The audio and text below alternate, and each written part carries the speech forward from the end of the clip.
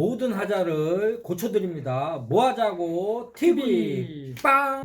조리치한테 나 이거 보는데 조리치. SK 엔카에서 중고차 구매 후 순정 차량이라고 했는데 튜닝 차량입니다.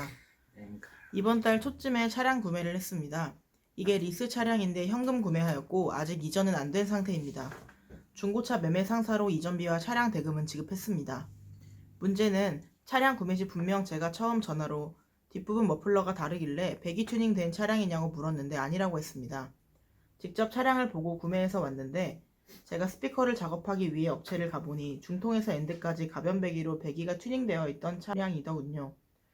구조 변경도 되어 있지 않은 차량이었습니다. 가변 배기 스위치도 없고요. 차량 환불 받고 싶어서 업체로 수차례 통화했는데 환불하고 싶으면 100만 원을 내놓으라고 하더군요. 아니면 구조 변경 비용에 머플러 구변 가능까지 하게 하는 작업하는 비용에서 70만 원 입금해 주겠다고 해서 100만 원을 날릴 순 없고 그냥 좋게 끝내고 싶어서 70만 원 받고 다시 제가 구조 변경해서 계속 타려했습니다. 근데 이번엔 가변 배기가 작동이 안 되네요. 이건 제가 나중에 차량을 중고로 팔 때도 문제가 되는 부분인데 업체 측은 70만 원 준 걸로 그냥 땡치려고 하는 것 같습니다. 업체에서 받은 돈 다시 돌려주고 환불 진행하려 하는데 가능한가요?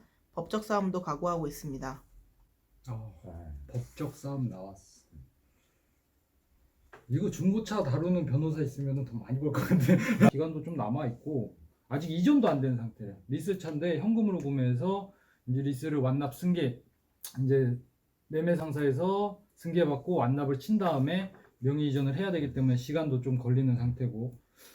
지금 아니에요? 이게 소비자분들이 잘 이게 모르시는 게 SK 엔카는 쇼핑몰이잖아요. SK 엔카에서 차를 사면 그게 엔카랑 연관이 있는 줄 안단 말이야. 근데 엔카는 광고 그냥 사이트일 뿐이에요. 거기서 차를 산다고 엔카 엔카에서 광고에서 사는 건 아니에요. 차를 보시고 이제 상사에 있는 차를 구입을 하셨다 그러면 그렇죠. 매매 상사에서 올려놓은 일단은 뭐 딜러랑 해결이 안 되는 부분이 있으면 그 상사 대표자하고 통화를 해보고 그래도 안 된다 그러면은 민원 넣는 수밖에 없잖아요. 뭐 민원 넣어도 되고. 그리고 내가 봤을 때는 70만 원은 그냥 돌려주는 게 그렇죠. 좋아요. 중요한 게 지금 여긴 나와 있진 않는데 성능 기록부를 받았으면은 거기 불법 구조 변경 체크가 돼 있었을 거예요. 그게 뭐가 문제가 되냐면은 이게 진짜 안타까운 게 뭐냐면은 성능 기록부에 분명히 사인란이 있잖아요. 근데 거기에 구조 변경이 불법 구조 변경 체크가 돼 있는 성능지에다가 내가 사인을 했어. 그럼 난 인정한 게 돼요. 그럼 나는 구조 변경 알고 산 거야. 그게 되게 안타까운 거지. 근데 그거를 또 교묘하게 또 딜러가 뭐 감추는 감출 수도 있었어. 딱 이렇게 손으로 이렇게 가리고 어. 있네 이렇게.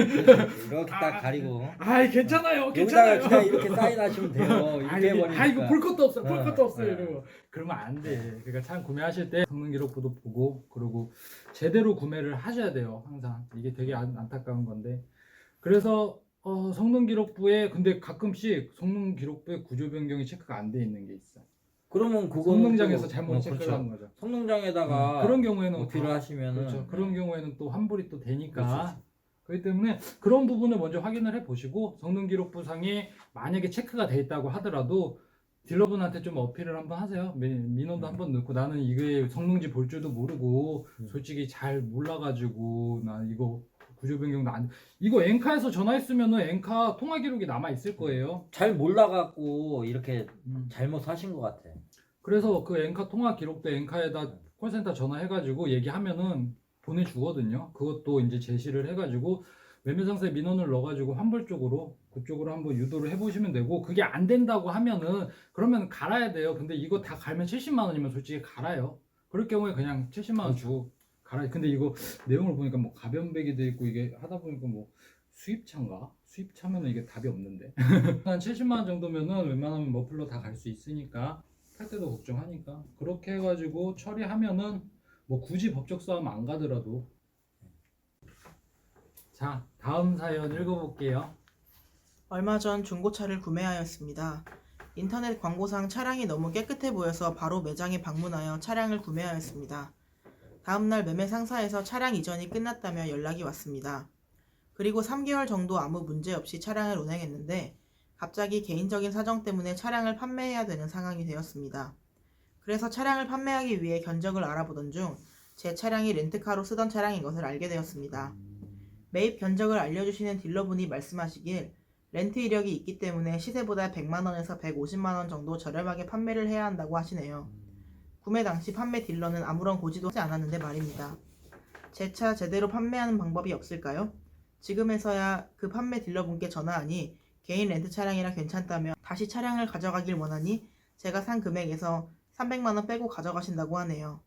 3개월밖에 안 탄 차량을 그렇게 감가하는 것도 이해할 수 없지만 렌트 이력을 고지하지 않고 판매하였는데 1개월이 지났다고 자기는 책임 없다는 판매 딜러분도 도저히 이해가 가질 않네요. 어떻게 해야 할까요? 도와주세요. 이거 렌트 이력 있는 거는 원래 고지해야 되지 않아요? 고지해야죠. 판매하면서 진짜 고지해야지. 요즘에 많아. 그렇죠. 우리 요새 빠방이들도 조심해야 되는 게 요즘에 렌트 이력 있는 차들이 많아요. 하게 얘기를 못 하는 거야. 내 차가 렌트 이력이 있다 얘기를 못 하는 거야. 그냥 우리가 생각하는 렌트랑 지금 렌트랑은 조금 개념이 틀리죠. 우리가 예전에는 이제 법인에서만 거의 리스나 렌트를 사용을 했는데 지금은 일반인들도 개인 렌트. 개인 렌트를 많이 쓰다 보니까 그런 분들이 파는 거는 사실상 일반 승용차 산 거랑 똑같다고 봐야죠. 한 사람이 운영을 했고 그 대신에 감가는 조금 돼요. 그죠? 시세에서도 엉클조 너무 교과서적이다. 엉클조 이게 과연 개인 렌트였을까요? 이건 그것부터 의심해봐야 되는 거 아니에요? 그렇죠, 그렇죠. 그거는 확인해 봐야죠. 우리 확인을 해봐야 돼. 그러니까 렌트카라고 해서 딜러가 그냥 무작정 이거 개인이 타던 차다 얘기한다고 다 믿지 마. 그거 다 믿을 그게 아니야. 왜 자동차 살 때 그렇게 의심하면서 막상 중요한 순간에 의심 안 하냐고. 의심을 해. 이게 개인 렌트예요? 확실해요? 그러면 그거에 대한 증거를 대주세요. 그러면 딜러가 뭐라 그러냐면 증거요? 이게 일단 자기가 전에 타던 사람이 개인으로 탔대요. 이런 식으로 얘기한단 말이야. 그러면 어떻게 행동을 해야 되냐면은 갑부를 떼달라고 해야 돼. 갑부를 떼주. 그럼 이 차 갑부 떼주세요 하면은 어디 렌트카인지가 나와. 근데 땡땡으로 나와. 근데 렌트카 회사는 대부분 대기업이기 때문에 앞에 가려진 거 안 봐도 어디 렌트카인지 알아. 그럼 그 렌트카에 전화를 해. 전화를 해서 차 번호를 얘기를 한 다음에 이게 대여용이었는지 업무용이었는지 그렇지. 개인이었는지 물어보면 걔네가 알려준단 말이야. 그렇게 해가지고 확인한 다음에 구매를 해. 그리고 개인 렌트 이름 렌트 이력이 있는 차량을 구매할 때는 개인 렌트라고 딜러가 하면은 계약서에 명시를 해. 이거는 렌트 용도 이력이야. 정확하게 용도 이력은 있지만 개인 장기 렌트로 운행하던 차량입니다. 개인 장기 렌트로 운행한 차량이 아닐 경우에는 100% 환불해드리겠습니다. 개인이 진짜 탔던 거면 그 사람이 숨기질 않아. 왜냐면 개인이 타던 렌트카는 일반 차랑 똑같단 말이야. 그러면 이게 분명히 가격도 조금 쌌을 거야. 조금 그래도 몇십만 원이라도 쌌을 거야. 그렇죠. 몇십만 그렇기 원 때문에 얘기하고 그래서 몇십만 원 정도 시세보다 쌉니다. 이러고 팔았으면 이런 문제가 없단 말이야. 이 사람은 괜히 해가 눈탱이 맞은 거야. 근데 진짜로 이게 산지 3개월밖에 안 됐는데 한 달에 100만 원씩 깎고 그 사람한테 잡개가 쉽게 얘기해서 딜러가 이렇게 얘기한 거는 뭐냐면은 다시 갖고 오기가 싫은 거야.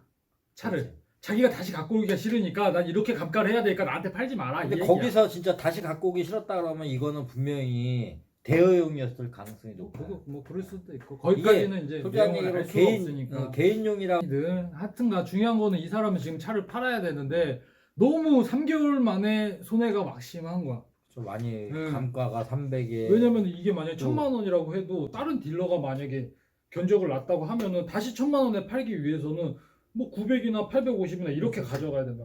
그럼 거기에서 벌써 마이너스가 됐는데 딜러들이 와가지고 하는 얘기는 똑같아. 용도 이력 있네요. 이거 시세보다 더 싸야 될 것 같은데 이러면서 또 한 돈 100만 원 더 깎으려고 한단 말이야. 그러니까 이 사람은 그게 너무 화가 나고 억울한 거야. 그러니까 모르셔가지고 속으신 것 같아요. 이 부분을 우리 빠방이들은 진짜 조심해야 돼. 그래서 나중에라도 진짜로 내가 어떤 문제가 생겼을 때 문제 제기를 하려고 하면은 계약서나 성능을 정확하게 확인을 하시고 거기다가 특약사항의 계약서에다가 조건을 달아야 돼요. 이거는 답은 환불받는 방법밖에 없는데 그 과정이 너무 힘들어. 환불받. 그래서 미리 내가 조심하는 방법밖에는 없어. 그게 참 안타깝지만 다음부터는 차를 구입하실 때 조금씩 신중을 기해 갖고 차를 구매하시면 이런 실수는 반복되지 않을 거라고 생각이 됩니다. 네, 따로 연락을 줘. 그럼 내가 최후의 수단 하나 알려줄 테니까 그것까지 해보고 안 되면은 그때는 포기하자. 그 방법밖에 없겠다. 그렇게 해가지고 마무리할게. 끝.